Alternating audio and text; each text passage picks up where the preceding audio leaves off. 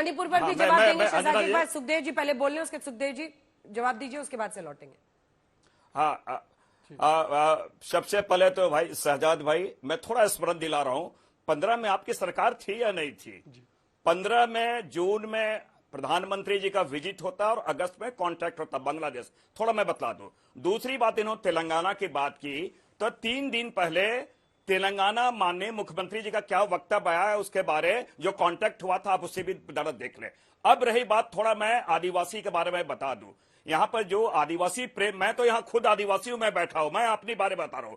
आप सबसे पहले देश की, जो देश के प्रथम नागरिक है, पूरे कस्टोडियन है संसद की, आपके उद्घाटन में हमारे राष्ट्रपति जी को बुलाया क्या केवल वो आदिवासी थी इसलिए आपने नहीं बुलाया? तो आदिवासी, देखिए मैंने कहा बोलने से और करने में दोनों में काफी फर्क है। द्रौपदी मुर्मू जी को आपने केवल संसद के उद्घाटन में इसलिए नहीं बुलाया कि आदिवासी महिला है। दूसरी बात शहजाद जी, एक चीज और बता दीजिए, लगातार चाहे बंगाल हो, झारखंड हो, लगातार एक चिर परिचित मांग है आदिवासियों की रिलीजियस आइडेंटिटी, सरना धर्म कोड, जिसका मैंने संसद में पहली बार आवाज उठाया। आदिवासी जो प्रकृति के पुजारी होते हैं, उनको उनके धार्मिक पहचान जनगणना कॉलम में आपकी सरकार क्यों नहीं दे रही है? पहले इसकी बात बोले। और दूसरी बात, जो हेमंत बिस्वा शर्मा जो आके झारखंड में, जिनको आपने भेजा था, 200-300 सालों से यहाँ के लोग जो वहां पर असम में है, गार्डन लेबर की ये जो आप सरना रिलीजियस कोड की बात कर रहे हैं, ये मैं आपको जी, दिला रहा हूं। ये तो आपको अपनी पार्टी को भी समझाना पड़ेगा ना कि सिर्फ अडानी या अन्य मुद्दों पर घेरने से नहीं, ये मुद्दे असल है जो लोगों से कनेक्टेड है, इसको उठाने पर, इस पर जोर शोर से बोलना चाहिए।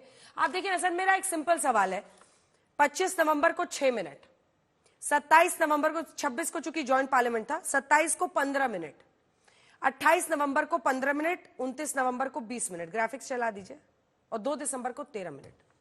कौन सी नौकरी में सैलरी मिलती है सर इतना काम करने पे? हम लोग चुनकर अपने सांसदों को भेजते हैं इस देश की संसद में, क्वेश्चन आर ना चलने देना कि नहीं ये डिबेट चाहिए। अरे उस कंस्टिट्यूएंसी के सवाल भी तो पूछे जाने चाहिए, क्वेश्चन आर तो चलने दीजिए आप लोग।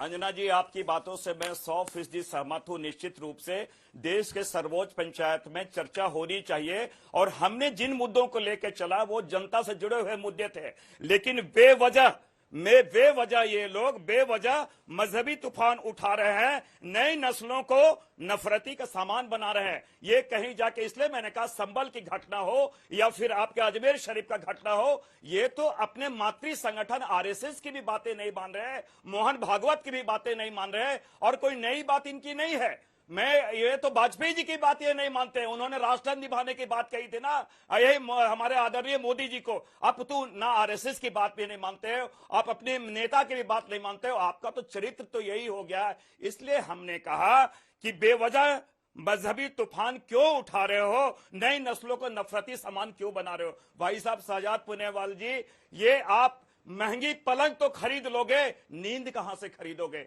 आज निश्चित रूप से अनेकता में एकता वाली बात आप लेकर चलो, देश सबका है, क्यों यहां नफरती माहौल आप बना रहे हो? और आपके नियत में इतना अगर खोट नहीं है तो चर्चाएं आप कराओ तो सही, क्यों नहीं चर्चा से आप भाग रहे हैं? इसलिए हमने कहा डरी हुई, सहमी हुई, और 56 इंच का सीना है, वो सिकड़ी हुई सीना है, इसलिए आप हमारे सदन में चर्चा से भाग रहे हैं। ठीक है, दोनों मुद्दों पर जवाब दीजिए, दोनों मुद्दों पर। उन्होंने मणिपुर पर पूछा है और वो अभी भी कह रहे हैं कि आप भाग रहे हैं।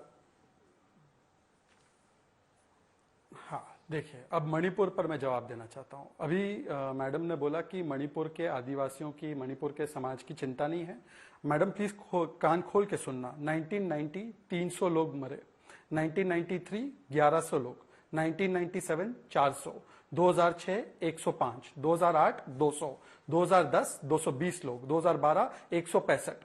आप प्रधानमंत्री, गृह मंत्री का वहां पे जाना तो दूर, अगर आप मुझे गृह मंत्री का ऑफिशियल लेड स्टेटमेंट दिखा दो 1990 से लेकर 2014 तक, यहां पर तो गृह मंत्री 3 दिन रहे।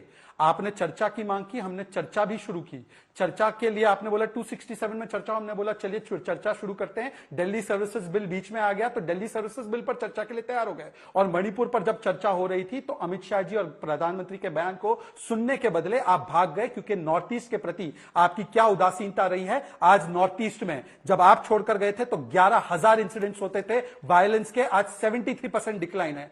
सिक्योरिटी फोर्सेस के डेथ्स में 71% डिक्लाइन है, 86% डिक्लाइन है सिविलियन डेथ्स में। यह यहां की हकीकत है। हां, एक हाईकोर्ट के ऑर्डर के बाद स्थितियां बिगड़ी, उसको संभालने का काम किया गया है, पर आपने आग में घी कैसे लगाया है वो सबको पता है। और चिदंबरम जी का क्या रोल रहा है ये हमको भी पता है, मुझे मुंह मत खुलवाइए। दूसरी बात, नफरत की राजनीति, सनातन समाप्त तो सेकुलरिज्म का सुंदर संगीत है ना। सनातन बीमारी सेकुलरिज्म का सुंदर संगीत है। बोर्ड जिहाद की बात नोमानी ने की, वो भी सेकुलरिज्म का शहजाद जी, टाइम लिखने की इजाजत देता है। आप सभी का बहुत धन्यवाद।